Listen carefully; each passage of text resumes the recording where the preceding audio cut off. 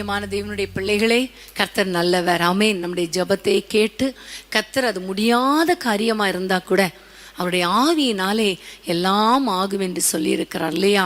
ஆகவே கர்த்தர் பெரிய காரியங்களை உங்க வாழ்க்கையிலையும் கர்த்தர் செய்வார். ஆமென். இந்த சம்பவத்தை பார்க்கும் பொழுது மரியாளுடைய வாழ்க்கையில குழந்தை உருவாவது என்பது அது முடியாத காரியம், முடியவே முடியாத காரியம். ஆனால் நம்முடைய ஆண்டவர் பாருங்க, அவளுக்கு ஒரு அற்புதத்தை செய்தார். ஆவியானவர் இறங்கி வந்து ஒரு அதிசயத்தை செய்ததினால அவளுடைய கற்பத்துல ஒரு குழந்தை உருவாகும்படி கர்த்தர் கிருபை பாராட்டினார். ஆகவே நம்ம தொடர்ந்து நம்ம ஜெபிப்போம். கர்த்தர் பெரிய காரியங்களை அவர் செய்ய வல்லமை உடையவராக இருக்கிறார். ஆமென். ஹல்லேலூயா. இப்பொழுது நாம் தேவனுடைய வார்த்தைக்கு நேராக நாம் கடந்து செல்ல போகிறோம். பிரியமானவர்களே, நம்ம தொடர்ந்து தியானித்து வருகிற ஒரு தலைப்பு ஜெபிக்கிறவர்களுடைய ஸ்பாவங்கள். ஜெபிக்கிற மனிதன் ஸ்பாவத்தில் ஒரு மாற்றம் இருக்கணும். நம்ம ஜெபிக்கிறோம்னு சொல்லிட்டு நம்ம கேரக்டரில் மாற்றம் இல்லைன்னா எல்லாரும் என்ன சொல்லுவாங்க? இவ ஜோமணி என்ன பிரயோஜனம், இவங்க பைபிள் தூக்கிட்டு ஆலயத்துக்கு போய் என்ன பிரயோஜனம், ராத்திரியெல்லாம் ஜோமணி என்ன பிரயோஜனம், பகலெல்லாம் சண்டை போடுறாளே, பகலெல்லாம் குடும்பத்தை கவனிக்கிறது இல்லையே, பகலெல்லாம் பாவம் செய்கிறாளே, பகலெல்லாம் தேவனுக்கு விரோதமாக இருக்கிறாளே என்று நிறைய பேர் சொல்லுவாங்க. பகலெல்லாம் உலகத்துக்கு ஒத்த வேஷம் தரிக்கிறாளே என்று கூட எல்லாரும் சொல்லுவாங்க இல்லையா? ஆண்டவர் நம்மிடத்தில் எதிர்பார்க்கிற காரியம், நம்ம ஆண்டவருடைய பிள்ளைகளாக இருக்கும் பொழுது ஜெபிக்கிறவர்களாக இருப்போம். ஜெபிக்கிறவர்களாக இருக்கும் பொழுது நம்முடைய கேரக்டரில், அதாவது நம்முடைய ஸ்பாவத்தில், நம்முடைய வாழ்க்கை நடைமுறை வாழ்க்கையில் ஒரு பெரிய மாற்றத்தை கர்த்தர் எதிர்பார்க்கிறார். அது அவர் மட்டும் இல்லை, உலக மக்கள் கூட எதிர்பார்க்கிறாங்க. சாமுவேல் ஜெபிக்கிற ஒரு மனிதனாக இருந்தார். தேவனுடைய சமூகத்தில் சாமுவேலை குறித்து என்ன சொல்லியிருக்கிறது தெரியுமா? கர்த்தருக்கும் மனுஷருக்கும் முன்பாக பிரியமான வாழ்க்கை வாழ்ந்தார். கர்த்தருக்கும் மனுஷருக்கும் பிரியமானபடி நடந்து கொண்டார். இன்னைக்கு நிறைய பேர் சொல்றது காரியம் என்னன்னா, நான் ஜெபிக்கிறேன் உண்மைதான், ஆனா நான் எப்படி இருக்கிறேன்னு ஆண்டவருக்கு தெரியும், குடும்பத்துக்கு தெரியணும்னு அவசியம் கிடையாது, உலக மனிதர்களுக்கு தெரியணும்னு அவசியம் கிடையாது என்று ஈஸியா சொல்லிடுறோம். ஆனா அப்படி இல்லை. கர்த்தருக்கு பிரியமா எப்படி வாழ பிரயாசப்படுறோமோ அதே போல மனுஷர்களுக்கு முன்பாக குற்றமற்றவர்களாக நம்ம தொடர்ந்து தானியேலை குறித்து பார்த்து வருகிறோம் இல்லையா? தானியேலுடைய வாழ்க்கையில குற்றமற்ற ஒரு வாழ்க்கை. அவர் சொல்லுகிறார், ராஜாக்கு முன்பாக குற்றமற்றவன், கர்த்தருக்கு முன்பாக குற்றமற்றவன், என்னுடைய இருதயத்துக்கு முன்பாக குற்றமற்றவன், எல்லா பிரதானிகள், எல்லா அரசாங்க ஊழியர்கள் எல்லாருக்கும் முன்பாக நான் குற்றமற்ற ஒரு வாழ்க்கை வாழ்கிறேன் என்று அவர் சொல்லுகிறார். இன்றைக்கு உங்க வாழ்க்கையில நீங்க குற்றமற்றவர்களா இருக்கணும். மோசே தன்னுடைய காலத்தை முடித்த பொழுது அவன் சொல்லுகிற ஒரு வார்த்தை, பிரியமான தேவனுடைய ஜனங்களே, இஸ்ரவேல் புத்திரரே என்று சொல்லிட்டு, நான் ஏதாவது தப்பு பண்ணினேனா, ஏதாவது உங்களிடத்துல அநியாயமா எதையாவது வாங்கினேனா, ஏதாவது காரியங்கள்ல நான் பட்சபாதமா இருந்தேனா அப்படின்னா நீங்க சொல்லுங்க அப்படின்னு சொல்லும் பொழுது எல்லா ஜனங்களும் சொல்றாங்க, இல்ல இல்ல நீங்க எந்த தப்பும் பண்ணல என்று சொல்லுகிற அளவுக்கு ஒரு ஜெப வீரன் வாழ்ந்தான் என்று பார்க்கிறோம். அதே மாதிரி தான் சாமுவேல் தீர்க்கதரிசி. அவர் கர்த்தருக்கு முன்பாக மாத்திரமல்ல, ஜனங்களை பார்த்து சொல்லுகிறாரு, என்னுடைய காலம் முடிய போகிறது, ஒரு புதிய தீர்க்கதரிசி அல்லது ராஜா எழும்ப போகிறார், உங்களுக்கு நான் ஏதாவது தப்பு பண்ணினேனா என்று கேட்கும் பொழுது ஜனங்கள் சொல்றாங்க, இல்லை இல்லை நீங்க நல்லவங்களாவே நடந்தீங்க, எல்லாவற்றிலும் நீங்க நல்லவங்களா நடந்தீங்க என்று சொல்லுவதை நாம் பார்க்கிறோம். இன்னைக்கு அப்படிப்பட்ட ஒரு வாழ்க்கையை தான் ஜனங்கள் எதிர்பார்க்கிறாங்க, ஆண்டவரும் எதிர்பார்க்கிறார், நாமும் அதை நம்ம அதிகமாக எதிர்பார்க்கணும். ஆனால் ஒன்னே ஒன்று என்னன்னா, கர்த்தருக்கு முன்பாக நம்ம எப்படியோ வாழ்ந்துடுறோம், ஆனால் மனுஷங்களுக்கு முன்பாக குடும்பத்தில், அதுவும் குடும்பத்தில் ஒரு சாட்சி உள்ள வாழ்க்கை வாழணுங்கிறத கர்த்தர் எதிர்பார்க்கிறார். மனுஷங்களும் அதை எதிர்பார்க்கிறாங்க, அதை நம்மளும் எதிர்பார்க்கணும், நாமும் எதிர்பார்க்கணும். என் ஸ்பாவத்தில் எனக்கு ஒரு மாற்றம் வேண்டும் என்று நீங்க எதிர்பார்க்காவிட்டால் உங்க ஸ்பாவத்தில் மாற்றம் ஏற்படுவதற்கு வாய்ப்பே கிடையாது. ஆகவே இன்னைக்கு ஆண்டவரை பார்த்து சொல்லுங்க, அப்பா நான் மாறணும், அப்பா என்னுடைய கேரக்டர் மாறணும், என்னுடைய வாழ்க்கையில ஒரு பெரிய மாற்றம் வேண்டும் என்று நீங்க ஆண்டவரை பார்த்து கேட்கணும்.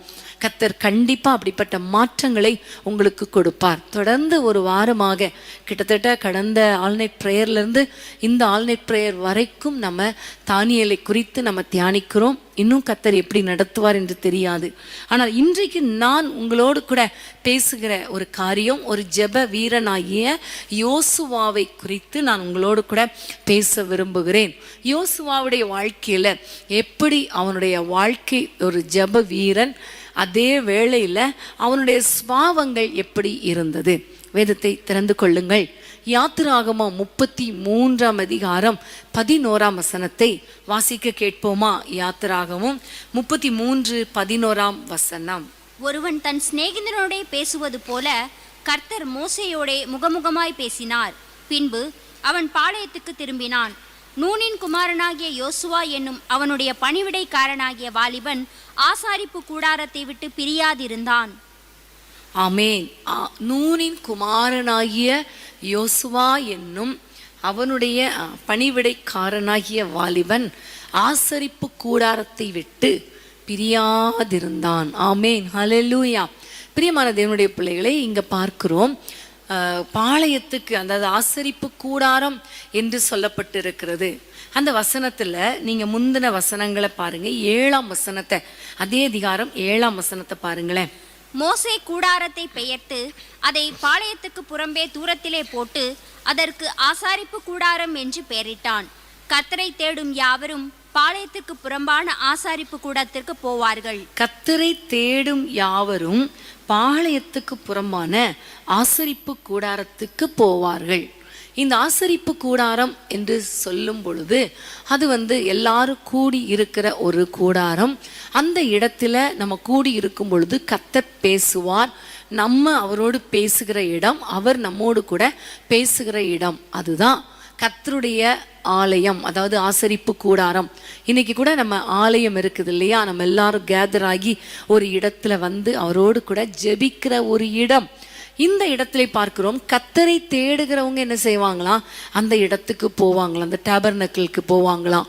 கர்த்தரை தேடணும் அப்படிங்கிற ஒரு எண்ணம் வரும் பொழுது 11ஆம் வசனத்திலே சொல்லி இருக்கிறது, எல்லாரும் போனாங்க, ஆசரிப்பு கூடாரத்துக்கு போனாங்க. அதுக்கப்புறம் கர்த்தர் பேசினார், இவங்களும் பேசினாங்க, ஜெபம் பண்ணினாங்க. அதுக்கப்புறம் எல்லாரும் வீட்டுக்கு போயிட்டாங்க.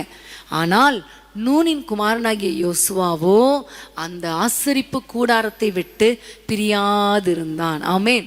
பிரியமானவர்களே, நம்ம பார்க்கிறோம் ஜெப வீரனாகிய யோசுவா தேவனுடைய சமூகத்துல இருந்து அவரோடு பேசுவதை ரொம்ப சந்தோஷமாய் அவன் அனுபவித்தான். அதனாலதான் எல்லாரும் போயிட்டா கூட இவர் அந்த இடத்தை விட்டு போகவில்லை. அப்போ இந்த இடத்துல இவனுடைய கேரக்டர் என்ன அப்படின்னு பார்க்கும் பொழுது, கர்த்தரை தேடணும்னு விரும்புறவங்க ஆசரிப்பு கூடாரத்துக்கு வருவாங்க, பேசுவாங்க, தேடுவாங்க, போயிடுவாங்க. ஆனா யோசுவா அங்கே இருந்தான். அதாவது தேவைக்காக மாத்திரம் தேவனை தேடுகிறவன் யோசுவா கிடையாது, தேவனுடைய பிரசன்னத்தை தேடுகிறவன். ஆமென். தேவனை தேவைக்காக தேடுகிறவன் யோசுவா கிடையாது, அவருடைய பிரசன்னத்துக்காக தேவனை தேடுகிறவன் யோசுவா. புரிஞ்சுதா உங்களுக்கு? ஆமென். இன்னைக்கு நம்ம நிறைய பேர் எப்போ ஜெபிக்கிறோம், எப்போ ஆண்டவரை தேடுறோம்? ஆண்டவரே எனக்கு அது வேணும், இது வேணும், சுகம் வேணும், பிள்ளைகள் ஆசீர்வதிக்கப்படணும், என் குடும்பம் நல்லா இருக்கணும், அவங்க நல்லா இருக்கணும், இப்படி சொல்றதுக்காகத்தான் நம்ம ஆண்டவரை தேடுறோம். ஆனால் இந்த யோசுவா தேவைக்காக தேடுகிறவன் கிடையாது, பிரசன்னத்துக்காக தேவனை தேடுகிறவன், தேவ பிரசன்னத்தை விட்டு பிரியாத ஒரு வாழ்க்கை வாழ்ந்தவன். ஆமென், ஹல்லேலூயா. இன்னைக்கு உங்க வாழ்க்கையில நீங்க கொஞ்சம் செக் பண்ணி பாருங்க, எப்போ ஆண்டவரை தேடுறோம், எப்போ தேவ பிரசன்னத்துல நம்ம இருக்கிறோம்? நம்முடைய தேவைக்காகத்தானே, நம்முடைய குடும்பத்தின் பிரச்சனைக்காகத்தானே, நமக்கு ஒரு சமாதானம் வேணுங்கிறதுக்காக தானே நம்ம போய் தேடுறோம். ஆனா இன்னைக்கு நம்ம யோசுவாவை போல நம்முடைய கேரக்டர்ல ஒரு சேஞ்ச் வேணும். எப்பவும் தேவ பிரசன்னத்தை காத்து கொள்ளணும், எப்பொழுதும் அவரோடு கூட உறவாடணும். ஜெபிக்கிற நேரோன்னு இல்லாமல் எப்பொழுதும் ஆண்டவரோடு கூட பேசி பழகி அவருடைய பிரசன்னத்திலே மகிழ்ந்து கொண்டிருக்கணும். ஆமேன். எப்பொழுது தேவ பிரசன்னத்தில் நம்ம இருக்க முடியும்னா, பாவம் செய்யாமல் இருக்கும் பொழுதுதான் தேவ பிரசன்னத்தில் இருக்க முடியும். ஆதாம் ஏவாள் பாவம் செய்த பொழுது தேவ பிரசன்னத்தை விட்டு அவர்கள் விலகி போனார்கள். காயின் பாவம் செய்த பொழுது, தன்னுடைய சகோதரனை கொலை செய்த பொழுது தேவ பிரசன்னத்தை விட்டு அவன் விலகி போய்விட்டான்.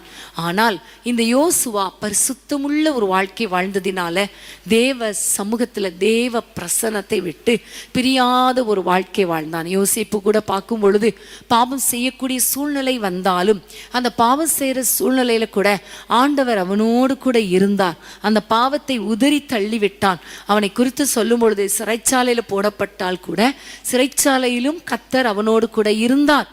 ஆமேன், ஆமேன், ஹல்லேலூயா. பாருங்க, பாவம் செய்தா கண்டிப்பா ஆண்டவர் விலகி போய் விடுவார். ஆனால் யோசேப்பு பாவம் செய்யாததுனால சிறைச்சாலையிலையும் தேவ பிரசன்னத்தை காத்து கொண்டான். இந்த யோசுவாவை குறித்து பார்க்கும் பொழுது அவர் ஒரு பரிசுத்தமுள்ள வாலிபனாய் இருந்தபடியினால, பரிசுத்தமுள்ள ஒரு மனிதனாய், தேவ ஊழியக்காரனாய், பணிவிடைக்காரனாய், மோசேயின் உடன் ஊழியராய் இருந்ததுனால தான் அந்த தேவ பிரசன்னத்தை காத்து கொள்ள முடிந்தது. தேவைக்காக அல்ல, தேவ பிரசன்னத்துக்காக, கர்த்தருடைய பிரசன்னத்தை காத்து கொள்வதற்காக அவரை தேடுகிற ஒரு அனுபவம். பிரியமானவர்களே, இன்றைக்கு நீங்க கொஞ்சம் உங்களை செக் பண்ணி பாருங்க. நீங்க எந்த நேரத்துல தேவனிடத்துல ஜெபம் பண்றீங்க, எப்போ ஆண்டவரை நோக்கி பார்க்குறீங்க? இன்னைக்கு ஆண்டவரிடத்துல கம்ப்ளீட்டா ஒப்பு கொடுத்துருங்க. தேவைக்காக அல்லப்பா, எப்பொழுதும் உங்களை தேடுவோம், எப்பொழுதும் உங்களை தேடுகிறவர்களாக, உடைய பிரசன்னத்தில் களி கூறுகிறவர்களாக நாங்கள் இருப்போம் என்று சொல்லி ஆண்டவருடைய கரத்துல உங்களை ஒப்பு கொடுக்கணும். ஆமீன், ஹல்லேலூயா.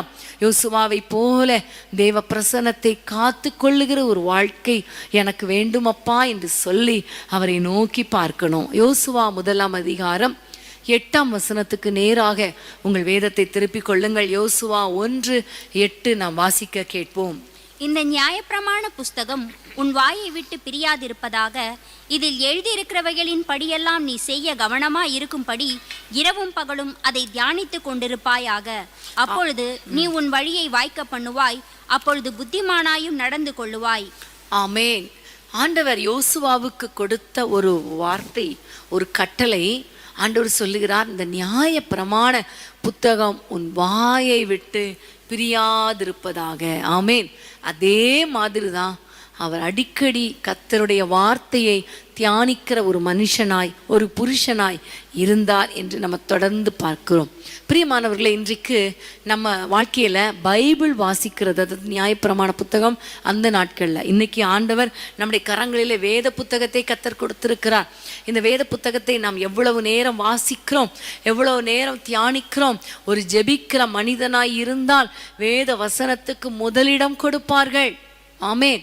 அடிக்கடி மோகன் சிலாசரஸ் அண்ணன் சொல்ற ஒரு வார்த்தை எனக்கு அடிக்கடி சந்தோஷத்தை கொடுக்கும். அவங்க சொல்லுவாங்க, நான் மணிக்கணக்காக முழங்காலில் நின்று ஜெபிப்பேன், வேதத்தையும் முழங்காலில் நின்று நான் வாசிப்பேன். ஆமேன்.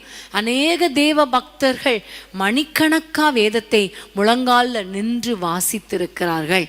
ஆமேன், ஹல்லேலூயா. பிரியமான தேவனுடைய பிள்ளைகளே, உங்கள் வாழ்க்கையில் இன்னைக்கு நீங்கள் ஆண்டவரை நோக்கி பார்த்து, ஆண்டவரை பார்த்து சொல்லுங்க, அப்பா என்னுடைய ஸ்வபாவத்தில் ஆண்டவரை நான் ஜெபிக்கிறேன், ஆனால் நான் ஜெபிக்கிற அளவுக்கு பைபிள் வாசிக்கிறேனா அப்படின்னு பார்த்தா இல்லை.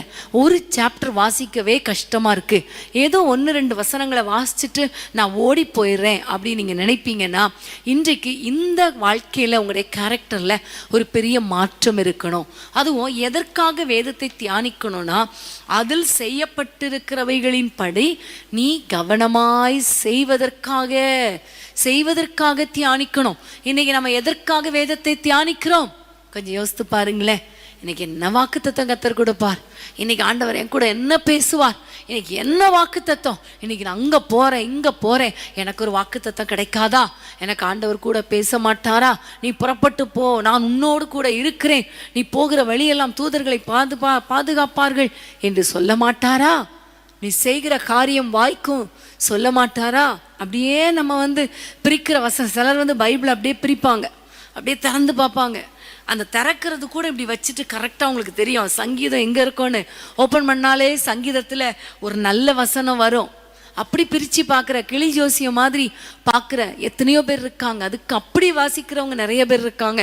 தேவைக்காக, வாக்கு தத்துவத்துக்காக, ஒரு கொஞ்ச நேர சந்தோஷத்துக்காக பைபிளை வாசிக்கிறவங்க இருக்காங்க. ஆனால் நம்ம ஆண்டவர் என்ன சொல்கிறார்? வேதத்திலே தியானமாயிருங்க, அதன்படி செய்ய கவனமாயிருக்கும்படிக்கு தியானமாயிரு.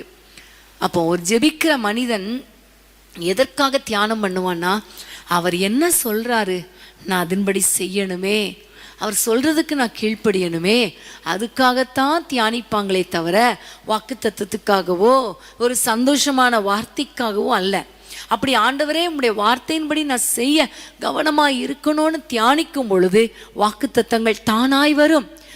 சந்தோஷமான ஆறுதல் படுத்துகிற வார்த்தைகள் நமக்கு நேராக கடந்து வரும். ஆலோசனை கொடுக்கக்கூடிய வார்த்தைகளும் கடந்து வரும். இன்னைக்கு ஆண்டவரிடத்துல சொல்லுங்க, யோசுவாவை போல ஆண்டவரே உம்முடைய வசனத்தை விட்டு விலகாத ஒரு வாழ்க்கை வாழ எங்களுக்கு கிருபை தாங்கப்பா. ஆமீன், ஹல்லேலூயா. இன்னைக்கு பைபிள் ரீடிங் ரொம்ப முக்கியம். தானியேலை குறித்து நம்ம பார்த்தோம் இல்லையா நேற்று ஆல்நைட் ப்ரேயரில். அந்த ஆகமங்களின் புத்தகங்களை வாசித்து கொண்டு இருந்தான். என்ன நடக்க போகுது, பைபிளில் என்ன சொல்லி இருக்கிறது, கடைசி காலத்தில் என்ன நடக்கும், அந்த சிறையிருப்பின் காலம் எவ்வளவு நாள் நீடிக்கும், எப்பொழுது முடியும் என்றெல்லாம் வாசித்து கொண்டிருந்தார் என்று நம்ம பார்க்கிறோம். எலியாவை குறித்து, எலிசாவை குறித்து பார்க்கும் பொழுது எலிசா வாழ்க்கையில் கர்த்தருடைய வார்த்தை அவனிடத்தில் இருக்கிறது என்று சொல்லி நம்ம வாசித்தோம் இல்லையா, தியானித்தோம். இன்னைக்கு நம்ம யோசுவா வாழ்க்கையிலையும் பார்க்கிறோம், கர்த்தருடைய வார்த்தை நம்மிடத்தில் இருக்குதா? கர்த்தருடைய வார்த்தையை விட்டு பிரியாத ஒரு வாழ்க்கை வாழ்கிறோமா? கர்த்தருடைய வார்த்தையை இரவும் பகலும் தியானிக்கிறவர்களாய் இருக்கிறோமா? கர்த்தருடைய வார்த்தையின் மேலே அன்புடையவர்களாய், பாசமுடையவர்களாய், அதை வாசிக்கணும், தியானிக்கணும் அப்படிங்கிற ஒரு ஆசை, விருப்பமுடையவர்களாய் இருக்கிறோமா? அல்லது ஏதோ கடமைக்காக, அல்லது அம்மா அப்பா நம்மளை வளர்த்துருக்காங்களே, ஞாயிற்றுக்கிழமை காலையில் பைபிள் வாசிக்காமல் போனால் ஒரு காரியமும் உருப்படாது, அதனால வாசித்திரணும் அப்படி நினச்சி வாசிக்கிறீங்களா? இன்னைக்கு நீங்கள் தீர்மானம் பண்ணுங்க, உங்களுடைய வாழ்க்கையை கொஞ்சம் செக் பண்ணி பாருங்க, எப்படி வாசிக்கிறீங்க. இன்னைக்கு காலையில் ஒருவேளை பலவீனத்தினால, அல்லது ஒருவேளை நீங்கள் வாசிக்காமல் இருந்திருக்கலாம், சரி இன்னைக்கு விட்டுருங்க. நேற்று வாசித்தீங்களா? முந்தா நாள் வாசித்தீங்களா? பைபிளை எத்தனை நாளைக்கு ஒரு முறை வாசிக்கிறீங்க? ஒரு சில வாரத்துக்கு ஒரு முறை தான் வாசிக்கிறாங்க. இன்னைக்கு ஆண்டவரிடத்துல கேளுங்க, ஆண்டவரே பைபிளை நான் தினமும் வாசிக்கணும், ஒவ்வொரு நாளும் வாசிக்கணும். இங்கே பார்த்தீங்கன்னா ஆண்டவர் சொல்லுகிறார், நிறைய வேலை இருக்கப்பா உனக்கு, ஒரு பெரிய வேலை, ஒரு பெரிய ப்ராஜெக்ட் உனக்கு வச்சிருக்கிறேன்.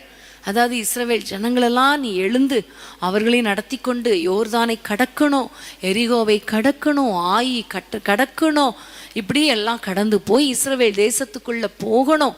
இஸ்ரவேல் தேசத்துக்குள்ளே போனால் மட்டும் போதுமா? இல்லை, அங்கே இருக்கிற 31 ராஜாக்களை முறியடிக்கணும், அவங்க இருக்கிற இடத்தெல்லாம் அளக்கணும், அளந்து சீட்டு போடணும், அங்கே இருக்கிற காடுகளெல்லாம் வெட்டி திருத்தணும், அங்கே இருக்கிற எல்லா கானானியரை துரத்தணும், எல்லாம் துரத்தி எல்லா கோத்திரங்களுக்கும் நீ பங்கிட்டு கொடுக்கணும், எல்லாருக்கும் நீ பங்கிட்டு கொடுக்கணும். இது எவ்வளோ பெரிய வேலை யோசித்து பாருங்களேன். அது எல்லைகளெல்லாம் முடிவு பண்ணணும். கானான் தேசத்தில் எங்கே இருக்குது, இங்கேருந்து அங்கே வரைக்கும், அங்கேருந்து இங்கே வரைக்கும், ரூபன் கோத்திரத்துக்கு இங்கேருந்து அங்கே வரைக்கும், யோசேப்பு கோத்திரத்துக்கு இங்கேருந்து அங்கே வரைக்கும், அப்படி யூதா கோத்திரத்துக்கு, இப்படி ஒரு கோத்திரத்துக்கா எல்லைகளை குறித்து அந்த சீட்டு போட்டு அதெல்லாம் பங்கிடணுமே. இது எவ்வளோ பெரிய ப்ராஜெக்ட் இல்லை? எவ்வளோ பெரிய ப்ராஜெக்ட். நம்ம வீட்டுக்குள்ளே ஒரு சின்ன வேலை செய்யணும்னா கூட அது நமக்கு எவ்வளோ பெருசாக இருக்குது. இதை யோசிக்கும் போது மார்த்தாளை தான் யோசிக்கிறேன். மார்த்தாளுக்கு வீட்டில் நிறைய வேலை, அதுவும் ஏசப்பாவுக்கு சமையல் பண்ணும்படி தான். ஏசப்பா கூட எத்தனை பேர் வந்தாங்களோ தெரியல, அவங்களுக்கு சாப்பாடு செய்கிற ஒரு பெரிய வேலை. அந்த ஒரு பெரிய வேலை அவளுக்கு ஒரு பெரிய ப்ராஜெக்டாக இருந்துச்சு, கஷ்டமாக இருந்துச்சு. ஆனால் அந்த வேலையை செஞ்சு முடிக்க அவளால் முடியலை. ஆனால் அவளுடைய சகோதரி ஆகிய மரியாளோ தேவனுடைய பாதத்தில் உட்கார்ந்து வசனங்களை கேட்டு இருந்தாள். ஆமேன். அவளுக்குள்ளே சந்தோஷம், சமாதானம். ஆனால் மார்த்தாளுக்குள்ளே பயங்கரமான ஒரு கலக்கம், வேதனை, அந்த டயர்டாயிருச்சு, வருத்தம் அடைஞ்சிட்டா. பற்பல வேலைகளை செய்கிறதுல வருத்தம், டயர்டாயிட்டா. அப்போ இன்னைக்கு பிரியமானவர்களே, நீங்கள் ஒருவேளை குடும்ப பெண்களாக இருக்கலாம், அல்லது வேலைக்கு போகிற சகோதரர்களாக இருக்கலாம், அல்லது ஊழியக்காரர்களாக இருக்கலாம், அல்லது உங்களுக்கு ஒரு பெரிய ப்ராஜெக்ட் வந்திருக்கலாம், ஒரு பெரிய வேலை, ஒருவேளை திருமண வேலை, இன்னும் நிறைய வீடு வாங்குற வேலை, வீடு கட்டுற வேலை, இப்படி நிறைய வேலைகள் இருக்கலாம். ஆனால் இந்த யோசுவாவை பார்த்து கர்த்தர் சொன்னார், நீ இவ்வளோ வேலைகளை செய்யணும். அதாவது 6ஆம் வசனத்தில் சொல்றாரு, நீ இந்த தேசத்தை நீ அவங்களுக்கு பங்கிடணும், அதனால நீ தைரியமாயிரு, நீ தைரியமாயிரு. 7ஆம் வசனத்துல நீ என்ன செய்யணும்னா, நியாயப்பிரமாண புத்தகத்தின்படி நீ செய்ய கவனமாயிரு, அப்படி சொல்லிதான் அதை தியானிக்க வேண்டும் என்று கர்த்தர் சொல்லுகிறார் 8ஆம் வசனத்துல. பிரியமான தேவனுடைய பிள்ளைகளே, நமக்கு முன்பாக ஒரு பெரிய வேலை இருக்குல்ல, நமக்கு முன்பாக ஒரு பெரிய ப்ராஜெக்ட் இருக்குல்ல, நமக்கு முன்பாக ஒரு பெரிய ஊழியம் இருக்கு இல்லையா, குடும்பத்தின் காரியங்கள் இருக்குதே. இது பார்த்தா ஒருவேளை மலை மாதிரி தெரியலாம். ஆனால் ஒன்றே ஒன்று, நீங்கள் வசனத்தை வாசிங்க. அன்னைக்கு ஃபுல்லாக நீங்கள் வசனத்தை நல்லா வாசிங்க. ஆண்டவரிடத்துல காத்திருந்து ஜெபம்னுங்க. இந்த நேரத்தில் நான் என்ன செய்யணும், எப்படி நடக்கணும், எப்படி பேசணும் என்று நீங்கள் வசனத்தை வாசித்தீங்கன்னா கர்த்தர் அழகாய் உங்களுக்கு கற்றுக் கொடுப்பார். அநேக காரியங்களை கர்த்தர் ஆலோசனையாய் கொடுப்பார். வழி இதுவே, இதில் நட, இதில் நடக்காத, வலது பக்கமா போ, இடது பக்கமா போ என்று கர்த்தர் ஆலோசனை கொடுப்பார். பேதுருக்கு அப்படிதான் ஆலோசனை கொடுத்தார் இல்லையா, நீ வலது, அதாவது ஆழத்தில் போய் மீனை போடு, அது வரைக்கும் உனக்கு மீன் கிடைக்கல, அவ்வளோ கஷ்டம். ஆனால் ஆண்டவர் சொல்லும் பொழுது, உங்களுடைய வார்த்தையின்படி போடுற ஆண்டவரேன்னு சொல்லும் பொழுது வலை கிழிந்து போகத்தக்கதாக அவ்வளோ திரளான மீன்கள் கிடைச்சிது.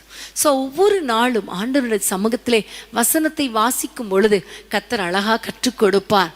அப்படி செய், இப்படி செய்ன்னு சொல்லும் பொழுது, அதுக்கப்புறம் பார்த்தீங்கன்னா யோசுவா வாழ்க்கையில் கர்த்தருடைய வார்த்தையை தியானிக்கிறவனாய் இருந்தபடியினால அவனுடைய ப்ராஜெக்ட் எல்லாவற்றையும் செய்து முடிக்க கர்த்தர் கிருபை பாராட்டினார். அவருடைய வாழ்நாளில் ஒன்று கூட குறையாமல், ஒரு காரியம் கூட செய்யாமல் தன்னுடைய ஜீவனை விடலை, எல்லாவற்றையும் செய்து முடித்து அவர் தன்னுடைய வாழ்க்கையை முடித்து இளைப்பாறினார். பிரியமானவர்களே, இன்னைக்கு கர்த்தர் உங்களுக்குன்னு கொடுத்த அத்தனை வேலைகளையும் செய்து முடிக்கணும்னா பைபிள் வாசிக்கணும், வேத வசனத்துக்கு முக்கியத்துவம் கொடுக்கணும், ஆண்டவர் என்ன சொல்லுகிறீர் என்று கேட்கணும், அந்த ஆலோசனைக்காக காத்திருக்கணும். அப்படி காத்திருக்கும் பொழுது கர்த்தர் வார்த்தை கொடுப்பார், வாக்குத்தத்தத்தை கொடுப்பார், திடப்படுத்துவார், தைரியப்படுத்துவார், வழி நடத்துவார். ஆமேன், ஹல்லேலூயா. இன்னும் அருமையான வசனங்களை நம்ம வாசிக்கணும். யோசுவா 1ஆம் அதிகாரம் 2ஆம் வசனத்தை வாசிக்கலாமா? யோசுவா 1:2. என் தாசனாகிய மோசே மரித்து போனான், இப்பொழுது நீயும் இந்த ஜனங்கள் எல்லாரும் எழுந்து இந்த யோர்தானை கடந்து இஸ்ரவேல் புத்திரருக்கு நான் கொடுக்கும் தேசத்துக்கு போங்கள். ஆமேன். நீங்கள் எல்லாரும் எழும்புங்கள், நீங்கள் கடந்து போங்கள், நான் கொடுக்கிற தேசத்துக்கு போங்கள் என்று சொல்லி ஆண்டவர் யோசுவாவை பார்த்து சொல்லுகிறார். யோசுவாவை பார்த்து சொல்லுகிறார். பாருங்க, ஆண்டவர் யோசுவா கிட்ட பேசுகிறார். பேசின உடனே நம்ம எல்லாருக்கும் தெரியும், அவர்கள் எல்லாரும் எழுந்து, ஆமேன், ஹல்லேலூயா. அவர் சொல்லுகிறார், அந்த அதிகாரத்தின் பின்பகுதியில் நீங்க பார்த்தீங்கன்னா எல்லா பிரதானிகள், எல்லா தலைவர்கள், அங்கே கோத்திர பிதாக்கள், இன்னும் லேவியர், ஆசாரியர் எல்லாரையும் பார்த்து சொல்றாங்க, சீக்கிரமா எல்லாரையும் எழுமுங்க, நம்ம இந்த இடத்தை விட்டு கடந்து போகணும், நம்ம கர்த்தர் சொல்லுகிற இடத்துக்கு போகணும் என்று அவர் ஆலோசனை கொடுக்கிறதை நாம் பார்க்கிறோம். பிரியமான தேவனுடைய பிள்ளைகளே, கர்த்தர் சொல்லுகிற வார்த்தைக்கு, அதாவது பைபிள் வாசிக்கும் பொழுது கர்த்தர் 1ஆம் அதிகாரத்தில் 8ஆம் அதிகார வசனம் வாசித்தோம் இல்லையா, வசனத்தை வாசிக்கணும்னு சொல்லி, அப்படி வாசிக்கும் பொழுது கர்த்தர் நம்மோடு கூட பேசுவார். அந்த பேசுகிற வார்த்தைகளுக்கு ஜெபிக்கிறவன் கீழ்ப்படிவான். ஆமேன். ஜெபிக்கிறவன் வசனத்தை வாசிக்கிறவனாய், வசனத்தை தியானிக்கிறவனாய் இருப்பான் என்று பார்த்தோம். அதே வேளையில் ஜெபிக்கிறவன் வசனத்தின்படி வாழ்கிறவனாய் இருப்பான், வசனத்துக்கு கீழ்ப்படுகிறவனாய் இருப்பான். ஆமேன். கர்த்தர் என்ன சொல்லுகிறாரோ யோசுவா கிட்ட அந்த வார்த்தைக்கு உடனே கீழ்ப்படுகிறான். பிரியமானவர்களே, நான் ஜெபிக்கிறேன் ஜெபிக்கிறேன் ஜெபிக்கிறேன்னு சொல்லிட்டு போறதுல அர்த்தம் இல்லை. ஜெப வேளையில கர்த்தர் பேசுகிற காரியங்கள், பைபிளை வாசிக்கும் பொழுது கர்த்தர் உங்களோடு கூட இடைப்படுகிற காரியங்களுக்கு நீங்கள் கீழ்ப்படுகிறீங்களா? கீழ்ப்படுகிறீங்களா? ஜெபிக்கிறவர்கள் கீழ்ப்படுகிறவர்களாய் இருப்பார்கள். ஆமேன், ஹல்லேலூயா. பிரியமானவர்களே, நம்ம எல்லாருக்கும் தெரியும் யோசுவாவுடைய வாழ்க்கையை பார்க்கும் பொழுது அவ்வளவு ஆண்டவருக்கு கீழ்ப்படிந்த ஒரு வாழ்க்கை. 3ஆம் அதிகாரத்தில் 7ஆம் வசனத்தை வாசிப்போம். 3ஆம் அதிகாரம் 7-8 வசனங்கள். கர்த்தர் யோசுவாவை நோக்கி, நான் மோசேயோட இருந்தது போல உன்னோடும் இருக்கிறேன் என்பதை இஸ்ரவேலர் எல்லாரும் அறியும்படிக்கு இன்று அவர்கள் கண்களுக்கு முன்பாக உன்னை மேன்மைப்படுத்துவேன். அடுத்த வசனம். உடன்படிக்கை பெட்டியை சுமக்கிற ஆசாரியரை பார்த்து, நீங்கள் யோர்தான் தண்ணீர் ஓரத்தில் சேரும்போது யோர்தானில் நில்லுங்கள் என்று கட்டளையிடுவாயாக என்றார். ஆமென். இங்க சொல்லுகிறார், ஆண்டவர் சொல்லுகிறார், நீங்கள் யோர்தான் தண்ணீர் ஓரத்தில் நிற்கும் பொழுது ஆசாரியர்களை நீங்க உடன்படிக்கை பெட்டியை சுமந்து கொண்டு ஆசாரியர்கள் கடந்து போக வேண்டும் என்று சொல்லணும் என்று சொன்ன பொழுது அப்படியே அவர்களை ஆயத்தப்படுத்துகிறார் யோசுவா. அவர்களை யோர்தானில் போய் நெல்லுங்கள் என்று சொல்லுங்கள் என்று சொன்ன பொழுது அடுத்த வசனத்தில் நீங்க பார்க்கும் பொழுது நீங்க எல்லாரும் போய் நெல்லுங்கள் என்று அவர்களுக்கு சொல்லுகிறார். அதே போல அவர்கள் நிற்கிறாங்க, அவர்கள் யோர்தானை கடக்கிறார்கள். ஆமென். ஜெபிக்கிறவர்களுக்கு கர்த்தர் கொடுக்கிற அந்த பிளானை அவர்கள் செயல்படுத்துகிறவர்களாயிருப்பார்கள். எப்படி பிளான் கொடுப்பார்? வசனத்தின் மூலமாக கொடுப்பார். ஜெப வேளையில பேசுவார். அப்போ பேசும்போது கர்த்தர் எனக்கு இதை செய்யணும்னு சொல்லி இருக்கிறார், அந்த திட்டம் கொடுத்திருக்கிறார், இந்த இது கொடுத்திருக்கிறார், அந்த தரிசனம் கொடுத்திருக்கிறார். இப்படியே சொல்லிட்டு போகக்கூடாது, வாழ்நாளை கழிக்க கூடாது. ஆனால் அந்த காரியங்கள், கர்த்தர் சொன்ன காரியங்களை செய்து முடிக்க வேண்டும். ஆமென். நீங்கள் யோர்தானை கடப்பீர்கள்னு சொல்லிட்டாரு, அதுக்கு சில திட்டங்களையும் சொல்லிட்டாரு. நீ யோர்தானை கடக்கும் பொழுது உடன்படிக்கை பெட்டியை சுமக்கிற ஆசாரியர்கள் யோர்தான் அந்த இதில் காலை வைக்கணும்னு சொல்லிட்டாரு. உடனே யோசுவா அவர்களுக்கு கட்டளை கொடுத்து அவர்களை அந்த யோர்தான் ஓரத்தில் நிற்க வைக்கிறான். ஆமென். ஒவ்வொரு காரியத்திலும் கர்த்தருடைய வார்த்தைக்கு கீழ்ப்படுகிறதை நாம் பார்க்கிறோம். பிரியமான தேவனுடைய பிள்ளைகளே, வசனம் வாசித்தால் மாத்திரம் போதாது, வசனத்தை தியானித்தால் மாத்திரம் போதாது. வேதத்திலே பார்க்கிறோம், என் வசனத்துக்கு நடுங்குகிறவனை நான் நோக்கி பார்ப்பேன். அப்போ வசனத்தை பிடிச்சிட்டு அப்படியே நடுங்கிட்டு இருக்கணும் அப்படின்னு நினைக்க கூடாது. வசனத்தின்படி வாழ்கிறவன், வசனத்துக்கு கீழ்ப்படுகிறவர்களை தான் கர்த்தர் நோக்கி பார்ப்பார். பிரியமானவர்களே, இன்றைக்கு வசனத்துக்கு முக்கியத்துவம் கொடுக்கிறீங்களா? வசனத்தின்படி வாழ உங்களை அர்ப்பணிக்கிறீங்களா? வசனத்துக்கு நீங்க நடுங்குகிறீங்களா? அவர் என்ன சொன்னாரோ அதுக்கு கீழ்ப்படியணும், அவ்வளவுதான். அன்னைக்கு வேலைக்காரரை பார்த்து மரியாள் சொன்னால் கானா ஊர்ல, அவர் உனங்களுக்கு என்ன சொல்லுகிறாரோ அதன்படி செய்யுங்கள். அப்போ ஆண்டவர் சொன்னாரு, கால் கழுவுறதுக்கு வெளியில வச்சிருக்கிற அந்த கற்சாடிகளை எடுத்து அதுல தண்ணியை நிரப்புங்கள். அப்போ அந்த காலை கழுவுறதுக்குள்ள தண்ணி அந்த கற்சாடி எப்படி இருந்திருக்கும் கொஞ்சம் யோசித்து பாருங்களேன். வீட்டுக்கு வெளியில் சில சமயங்களில் பக்கெட் வச்சுருப்போம், சிலர் காலை கழுவிட்டு போகிறதுக்காக. அப்போ சிலர் வீட்டில் டேப் வச்சுருப்போம். அந்த இடம் பார்த்திங்கன்னா ரொம்ப அழுக்காக இருக்கும், அந்த பக்கெட் அழுக்காக தான் இருக்கும். அப்போ அந்த அழுக்கான பக்கெட்டை, அந்த அழுக்கான பாத்திரத்தை தூக்கிட்டு அந்த நாட்களில் கற்சாடி வச்சுருப்பாங்க. யூதர்கள் உள்ளே வரும்போது அந்த தண்ணி எடுத்து காலில் கழுவிட்டு தான் வீட்டுக்குள்ளே வரணும். அப்போ அவங்க காலில் இருக்கிற அழுக்கெல்லாம் தண்ணி படும், தண்ணி தெரித்து அழுக்காக தான் இருக்கும். ஆனால் அந்த வேலைக்காரங்க ஏதாவது கேள்வி கேட்டாங்களா? ஆண்டவர் உங்களுக்கு அறிவு இருக்கா? வெளியில் வச்சதை உள்ளே தூக்கிட்டு வர முடியுமா? வெளியில் வச்சது என்ன அழுக்கு அப்படி ஒரு வார்த்தையாவது சொன்னாங்களா? இல்லை, சொல்லலை. அவங்க தூக்கிட்டு வந்தாங்க, தண்ணியை நிரப்புனாங்க. அப்போ இன்றைக்கி நம்ம எத்தனை கேள்வி கேட்குறோம்ல, ஏன் ஆண்டவரே இப்படி செஞ்சால் நடந்துருமா, அப்படின்னா நடந்துருமா? யாராவது ஆண்டவர் சொல்லுவார் அவங்கள மன்னிச்சிரும்பார், மன்னிக்க மனசு வருதா? வரலையே. இதை விட்டு கொடுத்துரும்பார், விட்டு கொடுத்தா எனக்கு இது வேண்டாமா? அப்படிதான் நம்ம கேள்வி கேட்போம். இதை வாங்காதன்னா அதை தான் வாங்குவோம், இதை செய்யாதன்னா அதை தான் செய்வோம், இல்லையா? அப்போ இன்னைக்கு ஆண்டவர் நம்மோடு கூட பேசுகிறார். வேலைக்காரர்கள் என்ன சொன்னாரோ அதை செய்தார்கள். அந்த தண்ணியை நிரப்பியாச்சு. வேலைக்காரங்களுக்கு தெரியும் இது என்னது, சாதாரண தண்ணி. அப்போ ஆண்டவர் சொல்றார், பந்தி பரிமாறுகளிடத்துல கொண்டு போங்க. இந்த வேலைக்காரங்களுக்கு மட்டும்தான் தெரியும் இது தண்ணின்னு. ஆனால் ஒரு வார்த்தை பேசாமல் அதை தூக்கிட்டு போன பொழுது அற்புதம் நடந்தது. உங்கள் வாழ்க்கையில் நீங்கள் ஜெபிக்கிறவங்களா இருந்தால், அன்னைக்கு அந்த ஜெபிக்காத வேலைக்காரங்களே ஆண்டவருக்கு கீழ்ப்படியும் பொழுது, ஜெபிக்கிற ஒரு மனிதன் அல்லது மனுஷி எவ்வளவாய் ஆண்டவருக்கு கீழ்ப்படியணும். நீங்கள் ஜெபிக்கிறவங்க வசனத்தை வாசிக்கணும், வசனத்தை வாசிக்கிறவங்க அவர் சொல்கிற வார்த்தைக்கு கீழ்ப்படியணுமே. பிரியமான தேவனுடைய பிள்ளைகளே, இன்றைக்கு உங்கள் வாழ்க்கையில் நீங்கள் ஆண்டவரோட ஒப்பு கொடுத்துருங்க. ஆண்டவரே நான் கீழ்ப்படிவேன், ஆண்டவரே வசனத்துக்கு நான் நடுங்குவேன் ஆண்டவரே. இப்போ பார்த்தீங்கன்னா 3ஆம் அதிகாரத்தை நம்ம பார்த்தோம், யோர்தான். 5ஆம் அதிகாரத்தில் நம்ம பார்க்கும் பொழுது 2ஆம் வசனத்தை வாசிப்போம். யோசுவா 5:2. அக்காலத்திலே கர்த்தர் யோசுவாவை நோக்கி, நீ கருக்கான கத்திகளை உண்டாக்கி திரும்ப 2ஆம் விசை இஸ்ரவேல் புத்திரரை விருத்த சேதனம் பண்ணு என்றார். ஆமென். ஆண்டவர் சொல்லுகிறார், கற்கான கத்தி எடுத்து விருத்த சேதனம் பண்ணு. 3ஆம் வசனத்தை வாசிங்க. அப்பொழுது யோசுவா கருக்கான கத்திகளை உண்டாக்கி இஸ்ரவேல் புத்திரரை ஆர்வேத் மேட்டிலே விருத்த சேதனம் பண்ணினார். அவ்வளவுதான். ஆண்டவர் சொல்லுகிறார், உடனே கீழ்ப்படுகிறார். இது எவ்வளவு பெரிய உடனடி கீழ்ப்படுதல் இல்லையா? கேள்வி கேட்காத கீழ்ப்படிதல். இன்னைக்கு நம்ம ஆண்டவரிடத்துல கேட்க போறோம், ஆண்டவரே இப்படிப்பட்ட ஸ்பாபத்தை எனக்கு தாங்க. யோசுவாவுக்குள்ள இருக்கிற இந்த ஸ்பாபம் எனக்குள்ளே கடந்து வரட்டும். ஆமென், ஹல்லேலூயா. கேள்வி கேட்காமல் கீழ்ப்படுகிறது. எதுக்குன்னு கேட்காம கேள்வி நம்ம கீழ்ப்படுகிறது. விளக்கம் கேட்காமல் கீழ்ப்படுகிறது. அது முட்டாள்தனமாக இருந்தாலும் கேள்வி கேட்காமல் எதிர்பேசாமல் கீழ்ப்படுகிற ஒரு அனுபவம். வசனத்துக்கு, கர்த்தருடைய வார்த்தைக்கு கீழ்ப்படியணும். ஆமென். 6ஆம் அதிகாரத்துக்கு நீங்க திருப்பி கொண்டீங்கன்னா 6ஆம் வசனத்தில் ஆண்டவர் சொல்லுகிறார். 3ஆம் வசனத்தை வாசிங்க.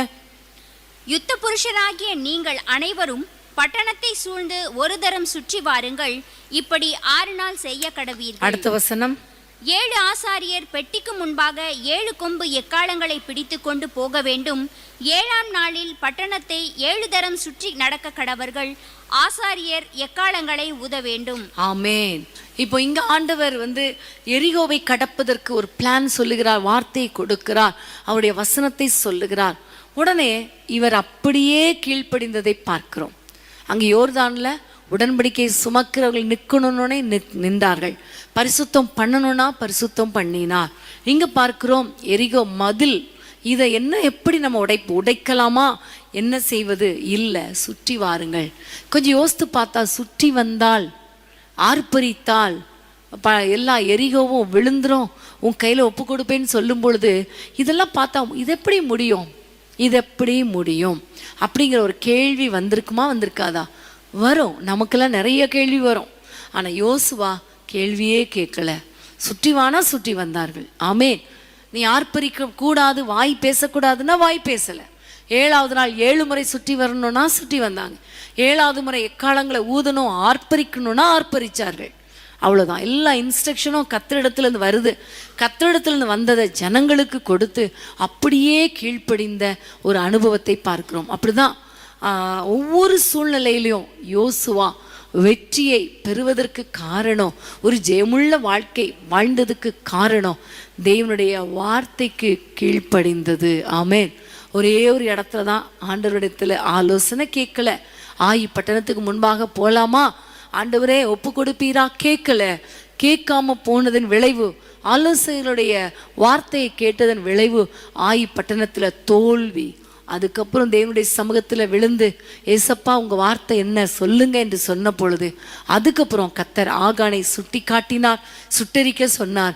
அதுக்கு பிறகு நம்ம பார்க்கும் பொழுது 8ஆம் அதிகாரத்தில் கர்த்தர் ஆயி பட்டணத்தில் வெற்றியை கர்த்தர் கொடுத்தார்.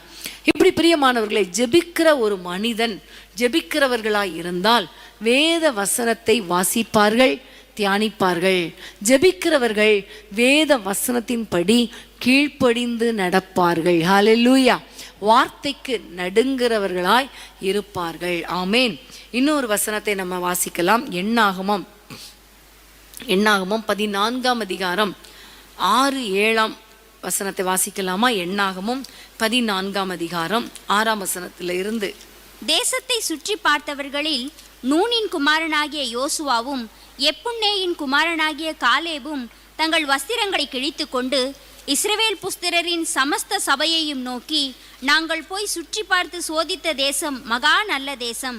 கர்த்தர் நம்மேல் பிரியமாயிருந்தால் அந்த தேசத்திலே நம்மை கொண்டு போய் பாலும் தேனும் ஓடுகிற அந்த தேசத்தை நமக்கு கொடுப்பார். ஆமென். ஹல்லேலூயா. இங்க பாருங்க, ஆண்டவர் இந்த மோசேயை குறித்து பரிசுத்த வேதாகமத்தில் யோசுவாவை குறித்து எழுதி வைத்த காரியத்தை நம்ம பார்க்கும் பொழுது, இந்த யோசுவா அவர் விசுவாச வார்த்தைகளை பேசின ஒரு மனிதனாக நம்ம பார்க்கிறோம். ஆமென். வேதத்தை வாசிக்கணும், தியானிக்கணும். அடுத்தது ஜெபிக்கிறவர்கள் வேதத்தின்படி வாழ்கிறவர்களாய் இருப்பார்கள். அடுத்தது வேதத்தை தியானிக்கிற மட்டுமல்ல, வேத வசனத்துக்கு கீழ்ப்படுகிறவர்களாக மாத்திரமல்ல, வார்த்தையை பிடித்து கொண்டு விசுவாச அறிக்கை செய்கிறவர்களாய் இருப்பார்கள். ஆமென். ஹல்லேலூயா. ஆண்டவர் சொன்னார் 13ஆம் அதிகாரத்தில், நான் உங்களுக்கு கொடுக்க போகிற தேசம் பாலும் தேனும் ஓடுகிற தேசம், அருமையான தேசம், அதை சுற்றி பார்ப்பதற்கு ஆட்களை அனுப்பு என்று சொல்லுகிறார். அப்போ அந்த கர்த்தருடைய வார்த்தை மட்டும்தான் இந்த யோசுவாவுக்குள்ளே இருந்தது, அவரோடு கூட காலேபுக்குள்ளே இருந்தது. வேற எந்த வார்த்தையும் இல்லை. இந்த சூழ்நிலை பார்க்கல. அவங்க போய் இந்த தேசத்தை சுற்றி பார்த்த பொழுது இவர்கள் கண்களுக்குள்ளே தெரிந்த காரியம் என்னன்னா, பாலும் தேனும் ஓடுகிற தேசம், அந்த தேசம் நல்ல தேசம், அந்த தேசம் செழிப்பான தேசம், அந்த தேசத்தை கர்த்தர் நமக்கு கொடுப்பேன் என்று வாக்கு பண்ணி இருக்கிறார். அவ்வளவுதான். கர்த்தருடைய வார்த்தை மட்டும்தான் அவங்களுக்கு ஞாபகத்தில் இருந்ததே தவிர வேற எதுவும் அவங்களுக்கு மைண்ட்ல இல்லை. அவங்க போய் பார்க்கும் பொழுது சூழ்நிலை வித்தியாசமா இருக்கிறது. வேதத்திலே பார்க்கிறோம், அங்க பலவான்களாய் இருந்தார்கள், அங்க பயங்கரமான ராட்சசர்கள் இருந்தார்கள், அமலேக்கியர் இருந்தாங்க, ஏத்தியர், எபூசியர்.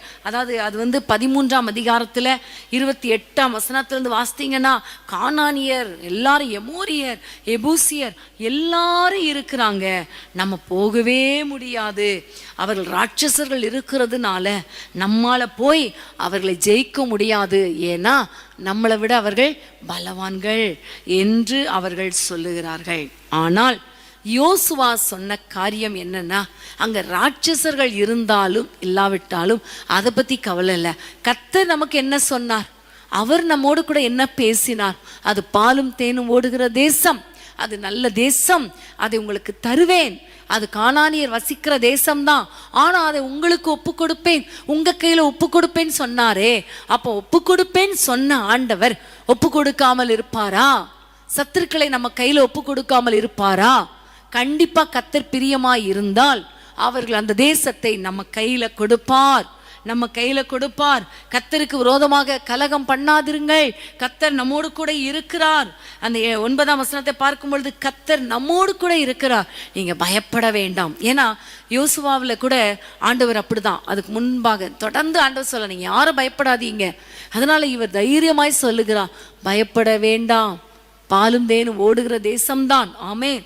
பிரியமானவர்களே, இன்றைக்கு நம்ம பைபிள் வாசிக்கிறோம், நம்ம ஜெபிக்கிறோம், பைபிள் வாசிக்கிறோம், பைபிளை தியானிக்கிறோம், அதன்படி நடக்கிறோம். ஆனால் சிச்சுவேஷன் வரும் பொழுது, சூழ்நிலைகள் எதிராக இருக்கும் பொழுது நம்ம என்ன வார்த்தை பேசுகிறோம்?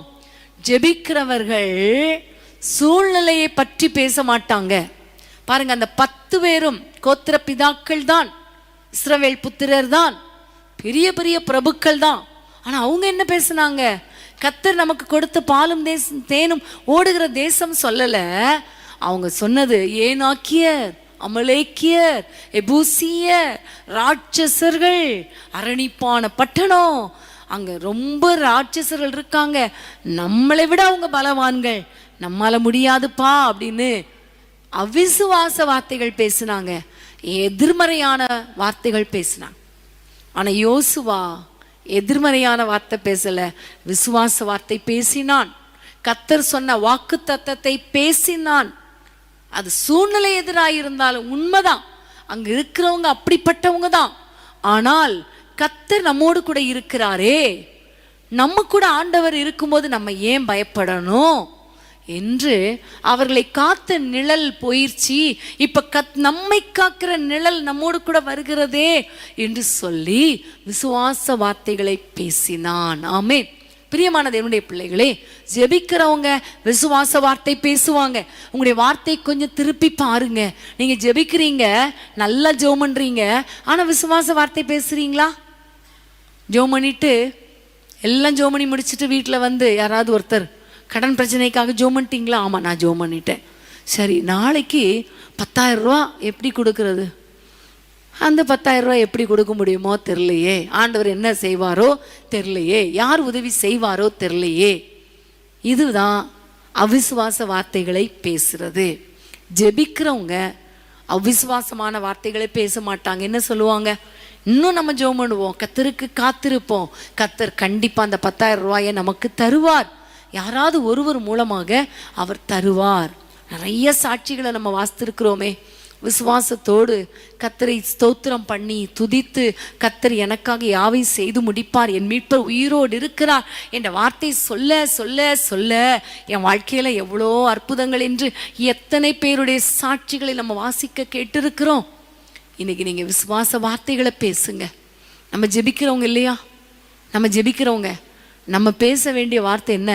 கர்த்தர் என்னோடு கூட இருக்கிறார், கர்த்தர் எனக்கு துணை நிற்கிறார், நான் பயப்பட மாட்டேன், மனுஷன் எனக்கு என்ன செய்வான், கர்த்தர் என் கோட்டை, அவர் என் அரண், அவர் நான் நம்பி இருக்கிறவர், அவர் துருகம், அரணான கண்மலை, அவர் என்னை விட்டு விலக மாட்டார், என்னை கைவிட மாட்டார், எனக்காக யாவையும் செய்து முடிப்பார், என் மீட்பர் உயிரோடு இருக்கிறார், எனக்கு குறித்ததை அவர் நிறைவேற்றுவார், அவர் சகலத்தையும் அதினதின் காலத்தில் நேர்த்தியாய் செய்து முடிக்கிறவர், சகலத்தையும் அவர் செய்து முடிக்கிறவர், அவர் செய்ய நினைத்தது ஒன்றும் தடைப்படாது, தடைகளை தகர்க்கிறவர், கோணலானதை செவ்வையாக்கிறவர். ஆமேன். பெரிய காரியங்களை காண்பேன், பெரிதானவைகளை காண்பேன், கர்த்தர் என் பட்சத்தில் இருக்கிறார், நான் அசைக்கப்படுவதில்லை, மனுஷன் எனக்கு என்ன செய்வான், கர்த்தர் என் தேவைகளை சந்திப்பார், எனக்கு இன்னது தேவை என்பதை அறிந்த பரம தகப்பன் எனக்காக யாவையும் செய்து முடிப்பார், என் சிறையிருப்பை மாற்றுவார், என் பிள்ளைகளை ரட்சிப்பார், என் கணவனை ரட்சிப்பார், என் குடும்பத்தை ஆசீர்வதிப்பார். இப்படிப்பட்ட விசுவாச வார்த்தைகளை பேச வேண்டும். ஜெபம் பண்ணிட்டு ஐயோ ஆண்டவரேன்னு சொல்லக்கூடாது. பேதுருடைய வாழ்க்கையை பாருங்களேன். பேதுரு கடல்ல இருக்கும் பொழுது ஆண்டவரை நோக்கி பார்த்தார். பயங்கரமான சூழ்நிலை தான், அலக்களிப்பு தான், கொந்தளிப்பு தான். ஆனா ஆண்டவரை பார்த்து ஒரு விண்ணப்பம் பண்ணுகிறார். ஆண்டவரே நீரே ஆனால் நானும் நடக்கணும். கரெக்டு தான். அவர் ஜெபத்தை கர்த்தர் கேட்டார். வா என்று சொல்லி கீழே இறங்கி கடல்ல நடந்தார். எவ்வளோ பெரிய அற்புதம்! ஆண்டவரை பார்க்குற வரைக்கும் அந்த விசுவாசத்துல தடுமாற்றம் இல்லை, பேச்சில் தடுமாற்றம் இல்லை. ஆனால் காற்றை பார்த்தார். திடீர்னு திரும்பினாரு. காற்று பலமா இருக்கிறதை கண்டபோது என்ன சொன்னாரு? ஐயோ ஆண்டவரே நான் அமிழ்ந்து போகிறேன். வார்த்தையே மாறிடுச்சு. அதுக்கு முன்னாடி நீரே ஆனால் நானும் நடக்கணும்னு சொல்றாரு. காற்று பலமா இருக்கிறப்ப சொல்லியிருக்கலாமே, காற்று அதட்டுங்க ஏசப்பா, இது சும்மா டிஸ்டர்ப் பண்ணிட்டு இருக்கு, அதட்டுங்க. அல்லது என்ன சொல்லியிருக்கலாம்? காற்றடிச்சாலும் கடல் பொங்கினாலும் நான் நடப்பேன், நான் நடப்பேன் சொல்லி இருக்கலாமே. சொல்லலையே. பிரியமானவர்களே, அப்பொழுது அமிழ்ந்து போக தொடங்கினான். அப்பதான் ஆண்டவர் சொல்லுறார், எழும்பு, அவிசுவாசமாயிராமல் விசுவாசியாயிரு. இன்னைக்கு பிரியமானவர்களே, ஜெபிக்கிறவர்கள் விசுவாசிப்பார்கள், ஜெபிக்கிறவர்கள் விசுவாச வார்த்தைகளை பேசுவார்கள், ஜெபிக்கிறவர்களுக்குள்ளே ஒரு விசுவாசம் இருக்கும். ஆமென். இன்னைக்கு நம்ம வாழ்க்கையில விசுவாசம் இருக்குதா? விசுவாச வார்த்தைகளை பேசுறோமா? விசுவாசத்தோடு வாழ்றோமா? விசுவாசிக்கிறவருடைய ஜெபம் ஆண்டவருக்கு பிரியமானது. விசுவாசிக்கிறவருடைய ஜெபத்தினால ஆண்டவர் அற்புதங்களை செய்வார் என்று சொல்லியிருக்கிறாரே. விசுவாசமாய் வார்த்தைகளை பேசுகிறவர்களாய் இருக்கணும். ஆமென். ஹல்லேலூயா. பிரியமான தேவனுடைய பிள்ளைகளை, பைபிளை வாசித்தா மாத்திரம் போதாது, அதை தியானித்தால் மாத்திரம் போதாது, அதுக்கு கீழ்ப்படிந்தால் மாத்திரம் போதாது. சூழ்நிலைகள் விரோதமாய் இருந்தாலும் விசுவாச வார்த்தைகளை நாம் பேச வேண்டும். ஆமென். ஹல்லேலூயா. பிரியமான தேவனுடைய பிள்ளைகளே, உங்க வாழ்க்கையில இன்றைக்கு நம்ம ஆண்டவரை நோக்கி பார்க்க போகிறோம், ஆண்டவரிடத்துல ஜெபிக்க போகிறோம். ஆண்டவரே, யோசுவா எப்படி அழகாய் ஆண்டவரே ஒரு விசுவாசமானவனாய் இருந்தான், விசுவாச வார்த்தைகளை பேசினான். விசுவாச வார்த்தைகளை பேசினது மாத்திரமல்ல, விசுவாசத்தோடு கிரியை செய்தான். மற்றவர்களையும் கிரியை செய்யும்படி தட்டி எழுப்பினானே. விசுவாசத்தால் வராத யாவும் பாவம் என்று சொல்லப்பட்டிருக்கிறது. ஆனால் உடன்படிக்கை பெட்டியை சுமக்கிற ஆசாரியர்களை என்கரேஜ் பண்றான். போங்க போங்க போங்க, அந்த காலில் நில்லுங்க, யோர்தான்ல உங்க கால் நிற்கட்டும், யோர்தான்ல நில்லுங்கன்னு சொல்லி என்கரேஜ் பண்ணுகிறான். விசுவாசத்தை துரிதப்படுத்துகிறான், அவர்களையும் துரிதப்படுத்துகிறான். அவனும் போய் நிற்கிறான், அங்க பார்க்குறான். விசுவாசத்தோடு கிரியை செய்கிறான் யோசுவா. இன்னைக்கு அன்பான தேவனுடைய பிள்ளைகளே, நீங்க ஒரு விசுவாச வீரனா இருக்கிறீங்களா? விசுவாசிக்கிறீங்களா? முதல்ல விசுவாசமா இருந்தாதான் விசுவாச வார்த்தைகளை பேச முடியும். விசுவாச வார்த்தைகளை பேசினாதான் விசுவாசமாய் கிரியை செய்ய முடியும். நம்முடைய விசுவாசத்தை கிரியையில காட்ட முடியும். வேதம் சொல்லுகிறது, விசுவாசமில் கிரியை இல்லாத விசுவாசம் செத்தது. விசுவாசம் இருக்கணும், அது கிரியையில இருக்கணும், வார்த்தையில இருக்கணும். இன்னைக்கு நீங்க கொஞ்சம் யோசித்து பாருங்க, திங்க் பண்ணி பாருங்க. ஆண்டவரிடத்துல சொல்லுங்க, அப்பா விசுவாச வார்த்தைகளை பேச முடியல, ஜெபிக்கிறோம், ஜெபம் பண்ற வரைக்கும் நல்லா இருக்கு, வெளியே எழும்பி வந்தோடனே இது எப்போ மாறும், இது நடக்குமா நடக்காதா, எனக்கு மட்டும் ஏன் இப்படி, எனக்கு இது நடக்கவே நடக்காது, அவ்வளோ கஷ்டமா இருக்கே, பலவீனமா இருக்கே, வியாதியா இருக்கே, என்னைக்கு இது மாறும், என் பிள்ளைங்களுக்கு இன்னும் நடக்கலையே, அது செய்யலையே, இது செய்யலையே, இது அப்படி நடக்கலையே, இது எப்படி நடக்கும் அப்படின்னு அவிசுவாச வார்த்தைகளை பேசிடுறோமே. ஆண்டவரே மனம் இறங்கும் என்று சொல்லி ஆண்டவரை நோக்கி நம்ம கூப்பிட போகிறோம். ஹல்லேலூயா. யோசுவா ஜெபிக்கிறவர். அந்த ஜெபிக்கிறவருக்குள்ளே இருந்த சில பாவங்களை குறித்து நம்ம இன்னைக்கு பார்த்தோம் இல்லையா? தேவ பிரசன்னத்தை விட்டு விலகாத ஒரு வாழ்க்கை, வசனத்தை விட்டு பிரியாத ஒரு வாழ்க்கை, வசனத்தின்படி நடக்கிற ஒரு வாழ்க்கை, வசனத்தை விசுவாசிக்கிற ஒரு வாழ்க்கை, வசனத்தை கிரியையில கொண்டு வருகிற வாழ்க்கை, விசுவாசத்தின்படி விசுவாச வார்த்தைகளை பேசுகிற ஒரு வார்த்தை, கர்த்தர் உங்களுக்கு கொடுக்கிற வாக்கு தத்தத்தை சொல்லி அதை சுதந்திரிக்கிற ஒரு வாழ்க்கையை இந்த யோசுவா வாழ்ந்தானே. இன்னைக்கு நம்ம ஆண்டவரை பார்த்து கேட்க போறோம், யோசுவாவை போல என்னுடைய வாழ்க்கையில ஸ்பாவங்கள் மாறட்டும் ஆண்டவரே, என்னுடைய வாழ்க்கையின் ஸ்பாவங்கள் மாறட்டும் ஆண்டவரே. எல்லாரும் கைகளை உயர்த்தி ஆண்டவரை நோக்கி பார்க்க போகிறோம், ஆண்டவரை நோக்கி கூப்பிட போகிறோம். யோசுவாவை போல மாற்றுங்கப்பா. யோசுவா ஜெபிக்கிற ஒரு மனிதன், அதனாலதான் கர்த்தர் அவனோடு கூட பேசினார். ஜெபிக்காத யாரிடத்திலும் கர்த்தர் பேச மாட்டார். சில சொல்லுவாங்க, கர்த்தர் என்கிட்ட பேசினார் பேசினார் பேசினார், ஆனா அவனுடைய ஜெப வாழ்க்கையை பாருங்க, ஜெபிக்கிறவங்க இடத்துல மட்டும்தான் பேசுவார், இல்லைன்னா அசுத்தாவி தான் பேசும். தன்னுடைய வாழ்க்கையில பர்சனல் லைஃப்ல பிரேயர் லைஃப்ல இல்லைன்னா கர்த்தர் பேசவே முடியாது. இன்னைக்கு ஆண்டவரிடத்துல கேட்க போறோம், ஆண்டவரே ஒரு ஜெப வாழ்க்கையை தாங்க. ஜெப வாழ்க்கையை தருவது மாத்திரமல்ல, என்னுடைய ஸ்வாவங்கள்ல ஒரு மாற்றத்தை தாங்க, என்னுடைய ஸ்வாவங்கள்ல ஒரு மாற்றத்தை தாங்க. ஆண்டவரே ஜெபிக்கிற நான், ஆண்டவரே ஜெபிக்கிற நான் உடைய பிரசன்னத்தை காத்து கொள்ளணுமே. உலக சிற்றின்பங்களை எல்லாம் ஒதுக்கி விட்டுட்டு உடைய பிரசன்னத்துல இருக்கணுமே, உடைய பைபிளை வாசிக்கணுமே, உடைய வேதத்தின்படி நடக்கணுமே, உடைய வசனத்துக்கு கீழ்ப்படியணுமே, உடைய வார்த்தைக்கு கீழ்ப்படியணுமே. ஆண்டவரே நீர் கொடுத்த வாக்கு தத்தங்களை கன்ஃபஸ் பண்ணணுமே, விசுவாச வார்த்தைகளை பேசணுமே. சூழ்நிலைகளை பார்க்கும் பொழுது நான் விசுவாசத்தை விட்டு போய் விடுகிறேன். இன்றைக்கு ஆண்டவரே நீங்க எங்களோடு கூட பேசினதற்காக நன்றி. இப்படிப்பட்ட என்னுடைய ஸ்வாவங்கள்ல ஒரு மாற்றத்தை தாரும் ஆண்டவரே. யோசுவாவை போல என்னுடைய வாழ்க்கையில ஸ்வாபத்துல ஒரு மாற்றத்தை தாரும் என்று சொல்லி ஆண்டவரை நோக்கி கூப்பிடுவோமா? உகந்த காணிக்கையா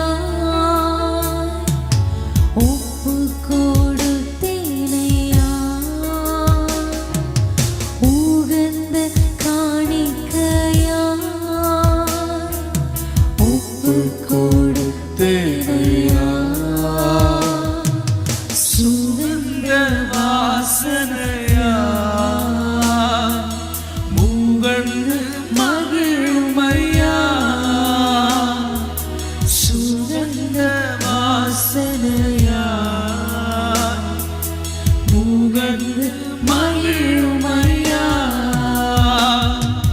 தகப்பனே உம்மிடத்தில் தகன பலியானே, தகப்பனே உம்மிடத்தில் தகன பலியானே. அக்கினி இறக்கிவிடு,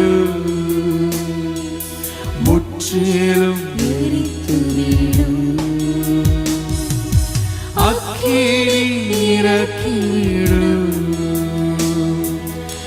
முற்றிலும் எரித்துவிடு.